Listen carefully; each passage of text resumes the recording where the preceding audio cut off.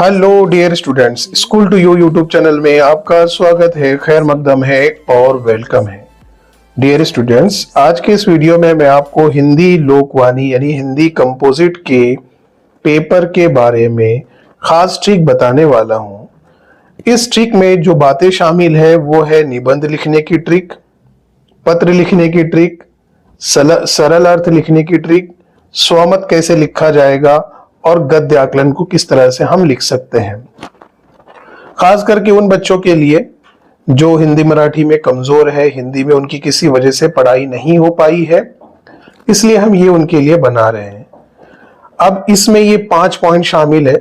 उसमें सबसे पहले हम देखने वाले हैं निबंध लिखने की ट्रिक। अब जैसे मैंने आपको मराठी में बताया था कि हम आत्मकथन निबंध ऐसे लिख सकते हैं जिसमें 2 जगह हम फील कर लेंगे, बाकी पूरा का पूरा निबंध हम जैसे के वैसे लिख लेंगे तो वो किसी भी सवाल के जवाब में फिट हो जाता है। उसी तरीके से हिंदी में भी आत्मकथन निबंध की हम एक ट्रिक देखने वाले हैं। अब आपको पता है हिंदी लोकवाणी के अंदर निबंध के 2 प्रकार हैं, एक वर्णनात्मक निबंध है और आत्मकथन निबंध है। अब जो ये ट्रिक मैं आपको बता रहा हूं ये सिर्फ आत्मकथन निबंध पर ही फिट होगी और आत्मकथन निबंध हर पेपर में ऑप्शन में आपको देखने को मिलता है। लगातार पिछले सालों के पेपर भी आप उठाकर देख सकते हैं। जैसे ये 2025 का पेपर है, विज्ञान के चमत्कार, ये वर्णनात्मक निबंध है। बेरोजगार की आत्मकथा, ये आत्मकथन निबंध है। उसी तरह से 2024 का पेपर ले लो, मेरा प्रिय नेता वर्णनात्मक निबंध है। पाठ्य पुस्तक की आत्मकथा आत्मकथन निबंध है। उसी तरह से 2020 का पेपर ले लो, मैं पेड़ बोल रहा हूं, ये आत्मकथन निबंध है। और अनुशासन का महत्व, ये वर्णनात्मक निबंध है। आपको ये पता होना चाहिए कि जो वर्णनात्मक निबंध है ये किसी दूसरे के बारे में लिखे जाते हैं, अपने ख्यालात। आत्मकथन निबंध में वो चीज आपको बन जानी होती है। अगर आपको लिखने के लिए आया पाठ्य पुस्तक की आत्मकथा लिखो, तो यूं समझना पड़ता है कि आप पाठ्य पुस्तक हो, यानी सिलेबस की कोई किताब हो। अगर लिखने के लिए आया कि मैं शाड़ा बोलतो, मैं स्कूल बोल रही हूं, अभी तो हिंदी का पेपर है ना, मैं स्कूल हूं या मैं स्कूल बोल रहा हूं, तो यूं समझना पड़ेगा आपको कि आप स्कूल बन गए हो और उसके हिसाब से आपको निबंध लिखना पड़ेगा। अब मैं क्या समझाना चाह रहा हूं, आपको समझ गए होंगे कि आत्मकथन निबंध में ही ये ट्रिक फिट होती है। अब इसके सवाल कैसे आते हैं मैंने आपको बता दिया। जैसे 2025 में आपको मैंने कहा कि ये सवाल आया था बेरोजगार की आत्मकथा, यानी आपको बेरोजगार बन जाना है। मैं एक बेरोजगार हूं, मैं बहुत दिनों से रोजगार की तलाश में हूं, यानी आप खुद बन गए हो। उसके बाद 2024 का पेपर ले लो, इसमें आया है पाठ्य पुस्तक की आत्मकथा, इसमें आपको पाठ्य पुस्तक बन जाना है। अपने आप को एक किताब महसूस करके लिखना है, मैं एक किताब हूं, मेरे बहुत सारे रूप है, मेरा जन्म प्रेस में हुआ है, लोग मेरे को इंग्लिश में बुक भी कहते हैं, वगैरह वगैरह। अब ये जो निबंध है आत्मकथन निबंध, उनके लिए ही मैं बता रहा हूं, ठीक है? समझ गए मेरी बात, मैं क्या कहना चाह रहा हूं?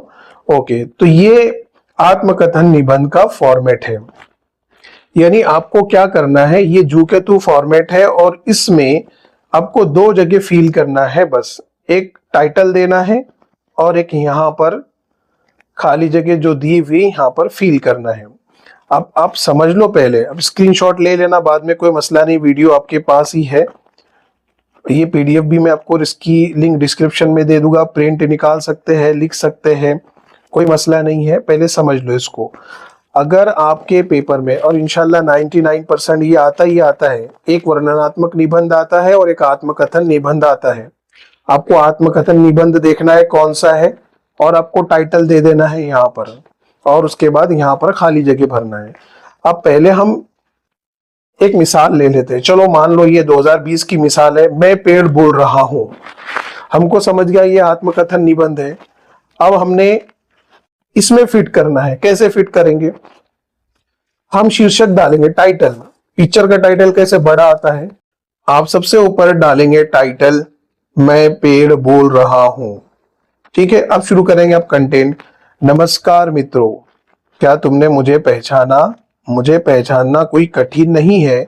मेरी आंसुओं से भरी आंखें और बूढ़ा हो चुका मेरा शरीर तुम्हें सब कुछ बता देंगे।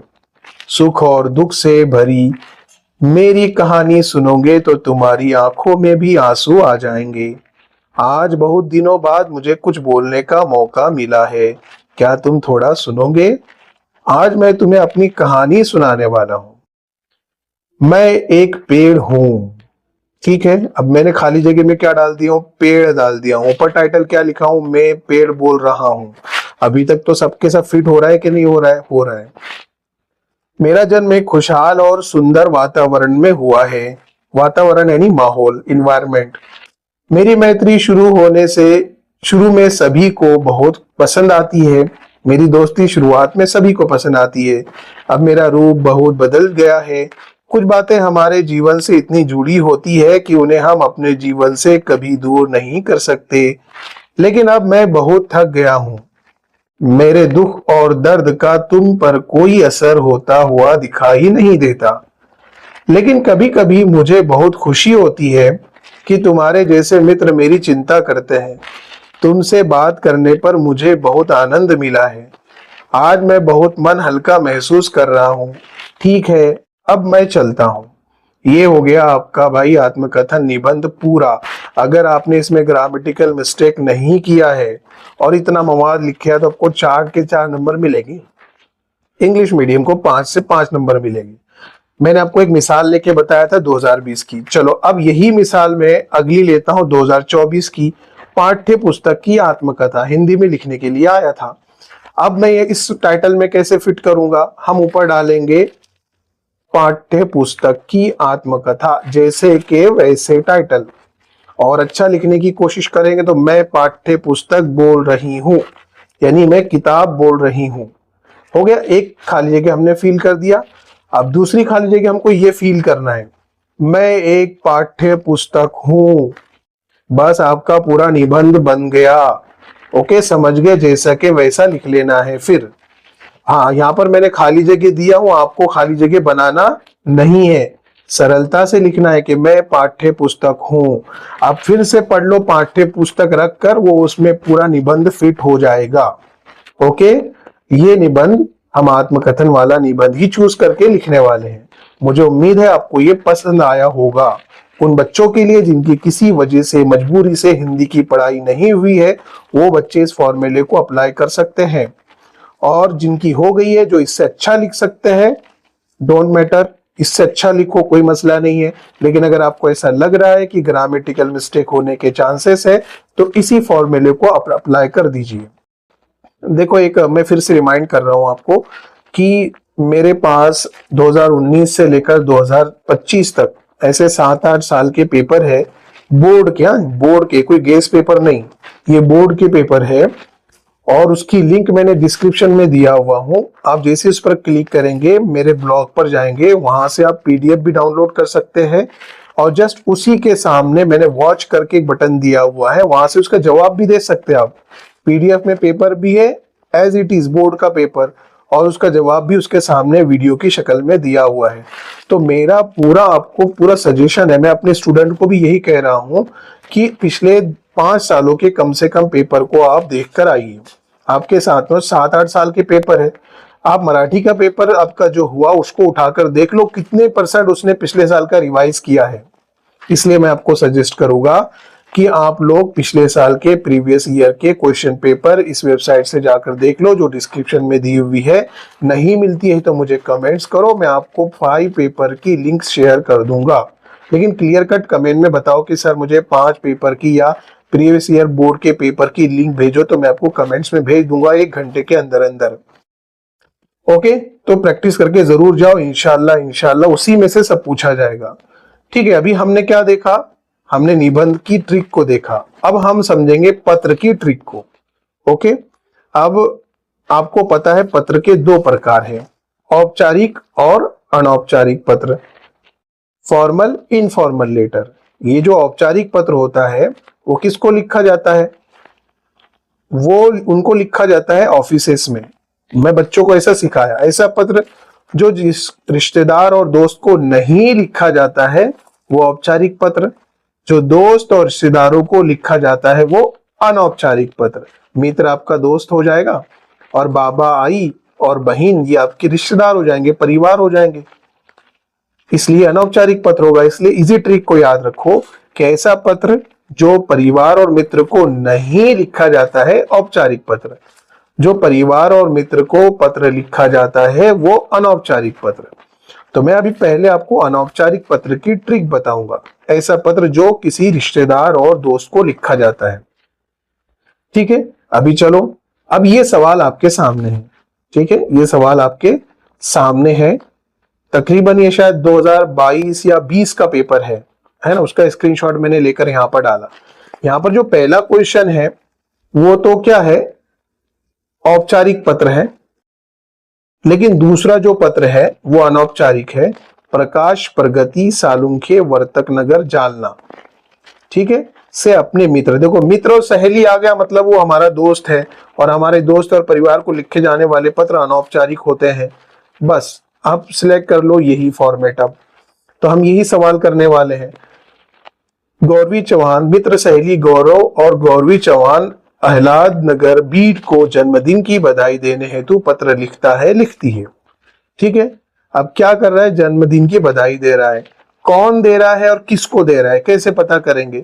जो से पहले आने वाला पता है। अब से कहाँ है, यहां पर है। उससे पहले किसका पता है, प्रकाश प्रगति सालुंखे।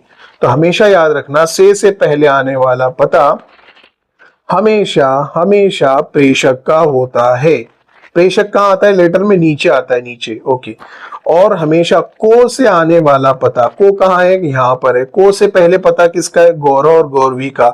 हमेशा को से पहले आने वाला पता हमेशा हमेशा प्रति का होता है। प्रति कहाँ पर आता है, ऊपर आता है। ठीक है, ये बात तो आप समझ गए। मतलब दो चीजें आप समझ गए कि कौन किसको लिखना है और क्यों लिखना है। ओके, अब मैं ट्रिक बता रहा हूं आपको। देखो ये ट्रिक है, ये फॉर्मेट है। इस फॉर्मेट के अंदर आपने सिर्फ क्या करना है, खाली जगह को फिल करना है, आपका पत्र फिट हो जाएगा। किसी भी तरह का सवाल आने दो, शर्त यह है कि वो अनौपचारिक पत्र होना चाहिए, यानी मित्र या परिवार के किसी सदस्य को लिखा हुआ होना चाहिए। और हिंदी में 99% यही आता है। पिछले 2 सालों 3 सालों के पेपर उठा के देख लो, इसकी लिंक मैंने डिस्क्रिप्शन में दिया हुआ हूं, या तो कमेंट कर लो। ओके, अब मैं आपको पहले एक प्रश्न हमने ये लिया है, इसके सहारे से हम सॉल्व करके आपको बताते हैं। चलो, दिनांक 4 मार्च 2026, हमने डेट डाल दिया भाई पेपर की हमारे। प्रिय, प्रिय के आगे मैंने क्या किया, डैश डैश डाल दिया, यानी खाली जगह छोड़ा। आपको नहीं छोड़ना है, आप क्या करेंगे, प्रिय मित्र, अगर लड़की रही तो प्रिय सहेली। अब मैंने लिखा प्रिय मित्र, ओके, कॉमा लगा दिया, प्रणाम सलाम, यहां तक तो फिर आप लिख रहे हैं, आपका पत्र मिला, पढ़कर बहुत आनंद हुआ, मैं यहाँ पर खुशहाल हूँ, और घर पर माँ बाबा दादा दादी और भाई बहन खुशहाल होंगे। किसके, उसके। ऐसी अपेक्षा करता हूँ, करती हूँ। और लड़का रहा तो लिखेगा करता हूँ, लड़की लिख रही है तो करती हूँ। परीक्षा में व्यस्त होने के कारण मैं आपके पत्र का उत्तर नहीं दे सका। भाई मैं एग्जाम में बिजी था, इसलिए आपके पत्र का जवाब नहीं दे सका। फिर आप सेकंड पैराग्राफ में लिख रहे हैं, नहीं भी बनाए तो चलेगा, लेकिन बनाएगा तो सिस्टमेटिक लगता है। पत्र लिखने का मुख्य कारण ये है कि, अब मैंने 2 लाइन यहाँ पर छोड़ दिया। भाई ये 2 लाइन मैंने इसलिए छोड़ा कि जैसे सवाल चेंज होगा उससे रिलेटेड कोई 2 चीजें आपको यहाँ लिख देना है। जैसे यहाँ पर क्या बोल रहे हो कि जन्मदिन की बधाई देने हेतु, यानी आपके दोस्त को क्या करना है, जन्मदिन की बधाई देना है। तो अगर मैं मान लो मैं कमजोर बच्चा हूं, मुझे हिंदी बहुत कम आती है, तो मैं कैसे लिखूंगा, पत्र लिखने का मुख्य कारण ये है कि आपको आपके जन्मदिन की बहुत बहुत बधाई हो। बस 1 लाइन मैंने आपको लिखा, मेरा पूरा पत्र हो गया। और फिर आगे बोल रहे हैं, ऊपर के विषय के अनुसार आप मुझे जल्द ही प्रतिक्रिया देंगे, यानी जवाब देंगे, ऐसा हम अपेक्षा करते हैं, ऐसी मुझे उम्मीद है। घर में माँ बाबा दादा दादी को प्रणाम, और छोटी मुन्नी चंदू को मेरा आशीर्वाद। ओके, अब फिट हो गया। फिर आप बोलेंगे धन्यवाद। फिर अगर लड़का लिख रहा तो आपका नम्र, वो नम्र के ऊपर डॉट है, मैं इसमें नहीं आया है, और आपका नम्र, और लड़की लिख रही तो आपकी नम्र, नाम और पता। अब यहां पर कौन लिख रहा है, मैंने हमेशा कहा कि से पहले आने वाला पता हमेशा प्रेषक का होता है। अब प्रकाश प्रगति सालुंके वर्तक नगर जालना, ये जैसा कैसा एड्रेस हम यहाँ पर डालेंगे। लेकिन मैं आपको ये बताना ज्यादा इंपॉर्टेंट समझता हूं कि जो लास्ट वाला ईमेल है, भले ही आपके सवाल में नहीं दिया हुआ है, लेकिन ये लास्ट वाला ईमेल जो मैंने डाला वो आपके लिए कंपलसरी है, याद रखना। ऊपर का ईमेल आपने नहीं लिखा तो चलेगा, लेकिन लास्ट में प्रेषक का ईमेल डालना कंपलसरी होता है। Email xyz@gmail.com, same to same डाले तो चलेगा, वरना आप डाल सकते हो यहाँ पर prakash@gmail.com, pragati@gmail.com, इस तरह से आप डाल सकते हैं। दूसरी बात, एक खास बात याद रखो जो मुझे पहले बताना चाहिए था। आप देख रहे होंगे कि इस पत्र में प्रति का पता और नाम नहीं है ना, पता और नाम नहीं है। आप याद रख लो, इसको अपने दिमाग में एक जगह कोने से लिख लो, लेकिन गौर से सुनो। अनौपचारिक पत्र, औपचारिक नहीं बोल रहा हूं मैं, अनौपचारिक पत्र में आपको प्रति का एड्रेस लिखना कंपलसरी नहीं है। अगर आप लिख सकते तो लिखो, वरना उसको स्किप कर दो। जैसे मैंने लिखाया, दिनांक के बाद डायरेक्ट प्रिय मित्र, और नाम डाल सकते तो नाम डालो, प्रिय मित्र गौरव प्रणाम, बस ऐसे शुरू करो। आई बात समझ में? दो चीजें मैंने इंपॉर्टेंट कहा आपको। नंबर एक, लास्ट वाला ईमेल कंपलसरी है, और ऊपर का जो प्रति का एड्रेस है वो डालना कंपलसरी नहीं है। लेकिन नीचे का जो एड्रेस है, प्रेषक वाला एड्रेस, यहाँ पर प्रकाश सालुंके का जो एड्रेस है वो वाला एड्रेस डालना कंपलसरी हो जाता है। ठीक है, आपको फॉर्मेट जू का तो याद करना है, कोशिश करना है कि आपकी ग्रामेटिकल मिस्टेक ना हो, जैसा कि वैसा लिखना है। मैंने सोच समझ के लिखा, यहाँ पर कहीं पर भी ग्रामेटिकल मिस्टेक नहीं है, बस नंबर पर डॉट है, याद रखना। ओके, मुझे उम्मीद है आपको ये ट्रिक समझ में आ गई। आपको क्या करना है, जाना है याद करके, आपके पेपर में देखना है भाई इसमें अनौपचारिक पत्र का प्रश्न कौन सा है। ओके, ये है। इसमें से पहले एड्रेस किसका आता है, प्रेषक का एड्रेस, ये हमारे लिए इंपॉर्टेंट है। इस सवाल में को का है, को के पहले कौन है, इसका एड्रेस क्या है, ये को कौन है, प्रति वाला है, इसकी हमें नाम की जरूरत है, पते की जरूरत नहीं है। ओके, इस तरह से आप समझ लो, और फिर जैसा कि वैसा फॉर्मेट उतार लो, खाली जगह को फिल कर लो। अब आप समझ लो, प्रिय के आगे क्या आएगा, मित्र आएगा, और उसका नाम आएगा। नहीं भी नाम आए तो प्रिय मित्र, अगर आप बाबा को लिख रहे हो तो प्रिय बाबा, उसमें सब फिट हो जाता है। अगर मान लो आपके बहन को लिखने के लिए आए तो प्रिय बहन प्रणाम, फिर आप लिख रहे हैं मैं यहाँ पर खुशहाल हूँ, सब है। बस आपको ये वाली दो लाइन जो खाली है उसमें फील करना है उस सब्जेक्ट से रिलेटेड। मान लो आपको कहा गया है कि 2 दिन पहले अपनी बहन की शादी में अपने दोस्त को बुलाओ, तो अब यहाँ क्या लिखेंगे, पत्र लिखने का मुख्य कारण ये है कि मेरी बहन दीपा की शादी 22 जून को है, मैं तुझे दावत देता हूं कि तू 2 दिन पहले मेरे घर पर आ जा, ताकि काम करने में आपकी मदद होगी। सिंपल एंड स्वीट जुमले में 1-2 लाइन लिख लो, बाकी फॉर्मेट जैसा के वैसा। ओके, मुझे उम्मीद है आपको समझ में आ गया होगा। अब हम आगे बढ़ते हैं। हमारे पास, अच्छा एक बात मैं भूल चुका हूं कि अब अनौपचारिक का ही मैं पत्र फॉर्मेट आपको दे रहा हूं। ठीक है, तो अब यही याद कर, अगर दोनों नहीं तो कम से कम दोनों में से एक तो अनौपचारिक पत्र इंशाल्लाह 100% आपको पूछा जाएगा। ठीक है, तो औपचारिक पत्र याद करने की जरूरत नहीं है, जो मैंने बताया वो याद कर लो। और अगर किसी को और भी याद करना है तो उसकी लिंक डिस्क्रिप्शन में है, वहां पर जाइए। औपचारिक पत्र का फॉर्मेट भी मैंने दिया हुआ हूं, वो भी याद कर ले। नहीं मिल रहा है तो मुझे कमेंट करो, लेकिन क्लियर कमेंट करना कि सर मैंने अनौपचारिक का याद कर लिया, मुझे औपचारिक पत्र का फॉर्मेट दो, तो मैं आपको भेज दूंगा लिंक। 1 घंटे के अंदर आपके कमेंट का रिप्लाई मिल जाएगा। ओके, तो ये समझ गए। अब मैं उसके बाद आपसे कहा था कि हमको तीसरी ट्रिक समझना है सरल अर्थ और भावार्थ की, है ना। भावार्थ खुलासा, सरल अर्थ यानी सरल अर्थ, शॉर्ट टर्म में उसका ट्रांसलेशन, दोनों के मानी होता है खुलासा। आपको सवाल दिया हुआ रहता है, 2 नज्मों में 2 सवाल होते हैं, सरल अर्थ के कंपलसरी। कितने नंबर के लिए, 4 नंबर के लिए कंपलसरी होते हैं। अब मैं आपको ऐसी ट्रिक बताता हूं जिसकी शुरुआत का मसाला सेम रहेगा, लेकिन बाकी 2-3 लाइनें तो आपको दिल से लिखना पड़ेगी। 2-3 नहीं, 1-1.5 लाइन आपको दिल से लिखना पड़ेगी। जैसे मिसाल के तौर पर यही ले लो 2020 का पेपर।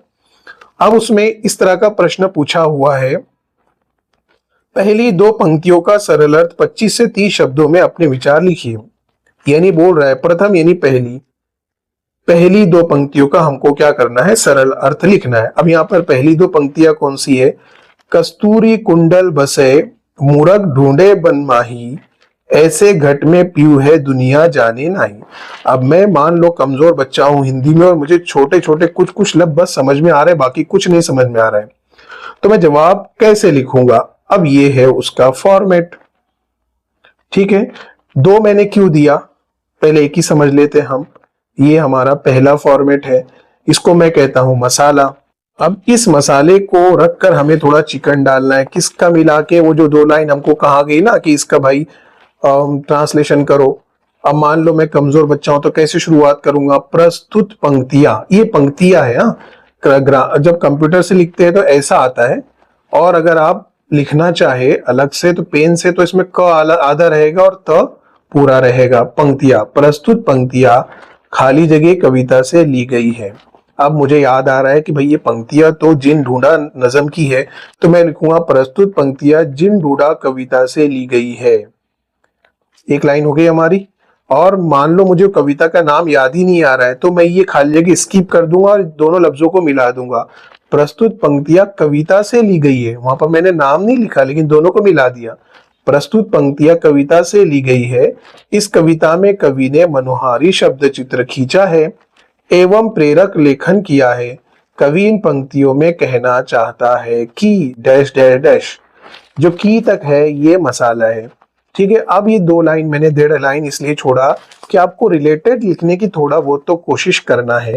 अब मैं कमजोर बच्चा हूं और मैं लिख रहा हूं, उसके आगे मसाला के आगे कवि कहना चाहते हैं कि हिरन के पेट में खुशबूदार वो चीज होती है लेकिन वो दुनिया में ढूंढते रहती है। इसी तरह इंसान के अंदर बहुत सारी बुराइयां है, अच्छाइयां है, लेकिन वो दुनिया के बाहर अपने से बाहर ढूंढते रहता है। बस हो गया भाई आपका, यहाँ पर सिर्फ डेढ़ लाइन आपको डालना है, कोई ज्यादा तीर नहीं मारना है, लेकिन रिलेटेड आपको लिखने की कोशिश करना है ग्रामेटिकल मिस्टेक किए बगैर। ओके, तो मैंने आपको ये सॉल्व करके बता दिया। अब यहाँ पर कोई भी आपको पूछने दो तो ये मसाला जितना मैंने दिया ना आपको, इतना याद करके जाओ, पहले ही लिखो, बाद में रिलेटेड एक डेढ़ लाइन लिख दो। कविता का नाम नहीं याद आ रहा है तो डैश हटा दो, और याद आ रहा है तो डैश की जगह कविता का नाम लिख दो। ओके, खाली जगह आपको यहाँ पर बनाना नहीं है वहां पर। ओके, मुझे उम्मीद है समझ में आ गया होगा। सरल अर्थ के दो सवाल आते हैं ना, दो नज्मों में कंपलसरी आते हैं, दोनों दो दो नंबर के होते हैं। अगर कुछ बच्चे याद नहीं कर पाते तो दोनों में से एक भी याद कर लिए और दोनों जगह लिख दिए तो कोई मसला नहीं है, लेकिन कुछ अच्छा करना चाहते हो तो मेरे हिसाब से आप दोनों याद करके चले जाओ, दोनों में ज्यादा डिफरेंस नहीं है, बस लफ्जों की हेरा फेरी है। देखो मैंने क्या किया, दूसरा बनाया, संदर्भित पंक्तियां यानी पेश की गई लाइनें जिन ढूंढा कविता से ली गई है, मैंने डाल दिया जिन ढूंढा कविता से ली गई है।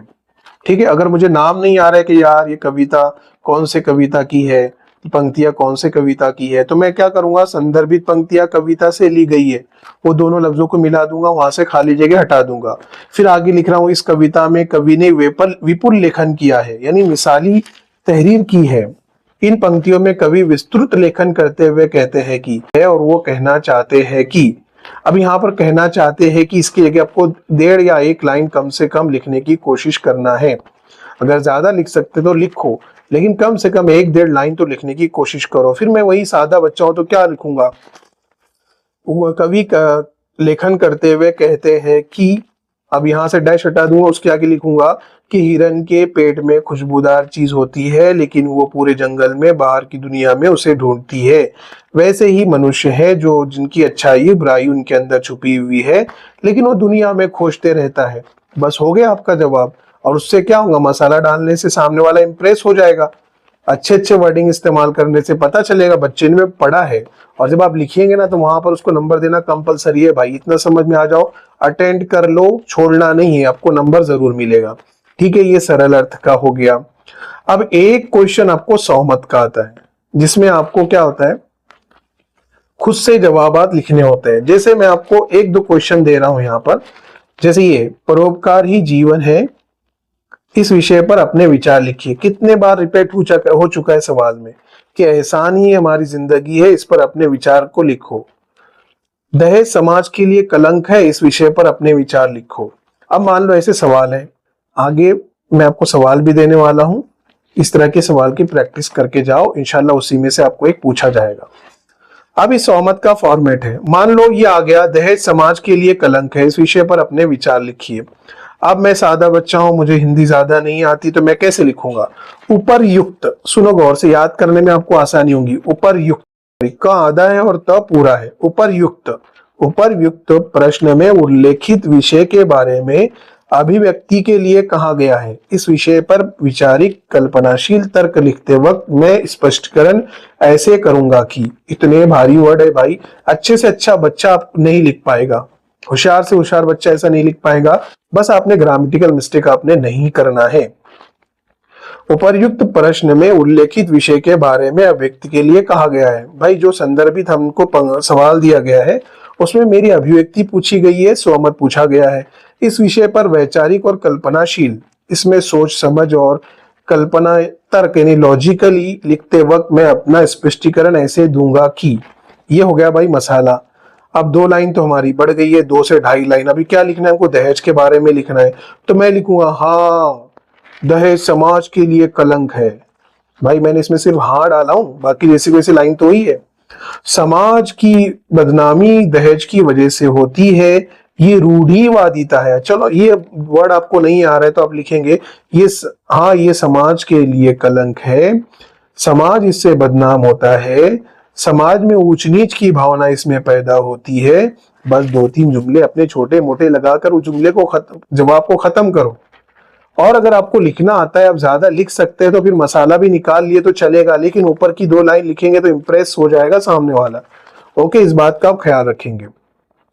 चलो सहमत का भी हो गया। सहमत की ट्रिक मैंने बता दिया, आपको ये याद कर लेना है। अगर ये प्रिंट नहीं निकल रही है तो मुझे कमेंट करना है, पीडीएफ आपको सेंड कर दूंगा, उसकी लिंक सेंड कर दूंगा। ओके, अब रही बात, मैं आपको कहा था कि मैं कुछ सवाल देने वाला हूं। देखो आपके सामने कुछ सवाल आ रहे हैं, सहमत के सवाल, ये आप प्रैक्टिस करके चले जाओ एक मर्तबा।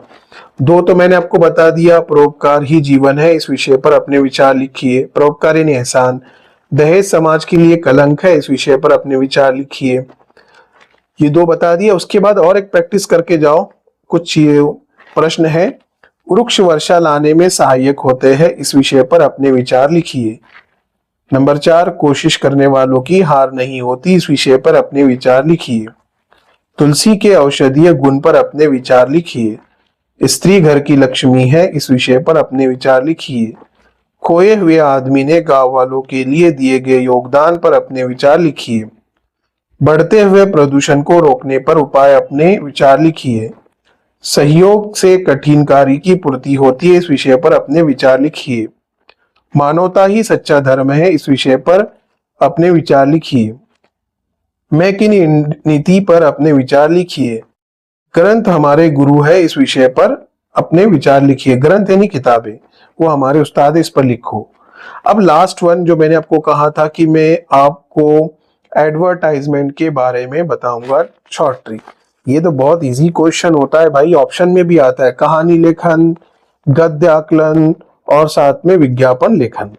ठीक है, गद्य आकलन, तीनों में से आपको एक करना होता है। कुछ बच्चों ने मुझे कमेंट्स किया इसलिए बता रहा हूं,